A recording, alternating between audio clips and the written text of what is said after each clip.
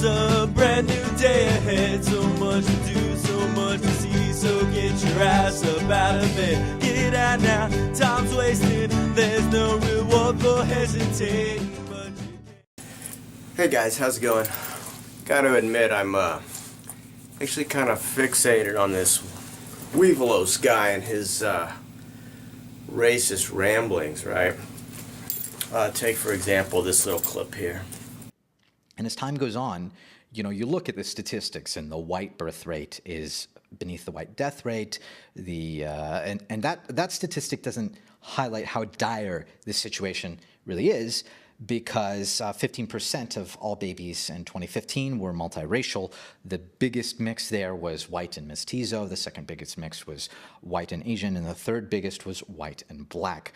So you have to look at the statistics and be like, European people are sort of on the way out, right? Like that's been a planned demographic change for a long time.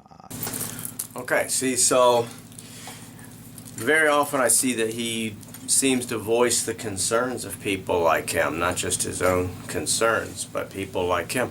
And we do see a lot of white people that are concerned with the eradication of the white race through interbreeding especially, right? And I can kind of understand that, just because people like him, they see white people as the epitome of human evolution, right? Which is of course absurd, but see that going away, and it's scary to them. One thing that he and people like him fail to notice, though, with these kind of statistics is, yeah, white people are being bred out of existence, but at the same time, right, so are Latino people in the process, the black people, Asians, right? We're all interbreeding. It's not just the white people that's being bred out of the picture, these other cultures are too. And it's crazy to me, you know, because long time ago, once upon a time, we had like white people here and black people here and Asians here, and it took like a year, right, to get from one to the other.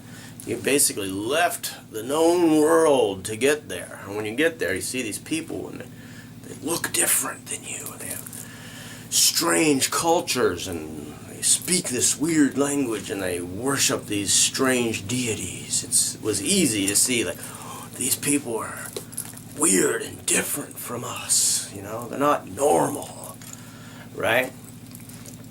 That was long ago. Nowadays we see things instantly as they happen, all the way across the planet, even from the moon, right?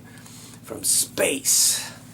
Alright, we have a world community now. All of these people, these blacks, these Asians, these Latinos, all live together and intermingle.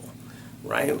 And we're finally beginning to see this come about, where we're actually one people. We're no longer worlds apart and strange and alien to one another. We're becoming one people, like we're supposed to be. So this thing about the epitome of human evolution, of course, is silly. It's absurd. Especially because we're still very behind and backwards as far as the civilization goes. We have a lot to accomplish. And along the way, we're introducing all this new genetic material.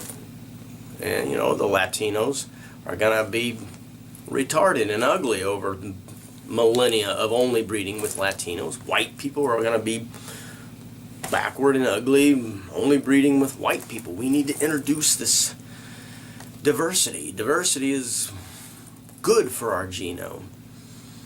And probably 1,000 years from now, stands to reason, there's not going to be white people or black people. We're all going to be the same looking because of this interbreeding. We're all going to be just who we are. Then we're going to start moving towards the epitome of human evolution, moving forward, evolving, leaving behind barbaric practices and ideas from the distant past, like people like Weevelos cling to so desperately. gotta cling to that whiteness, right? Can't just be human, I gotta be a white man, right? It's like time to move on and actually just be human, right? Like the black humans and the Latino humans, you know, we're all one people here, believe it or not. Color, eye color, hair texture, this sort of thing is an adaptation from the environment of certain climates. That's why the black people come from Africa, where it's hot and blazing sun, and why the white people come from the cooler northern regions. We evolve, right, to adapt to our environment. That's strictly what it is. It's not like Neanderthal and human. We don't have separate breeds and species anymore. We're all human these days, right? We just happen to look different because we come from different climates, right? That really is scientifically proven fact, okay? There is no inherent difference between these groups of humans, just cultural and climactic. That's it. Okay?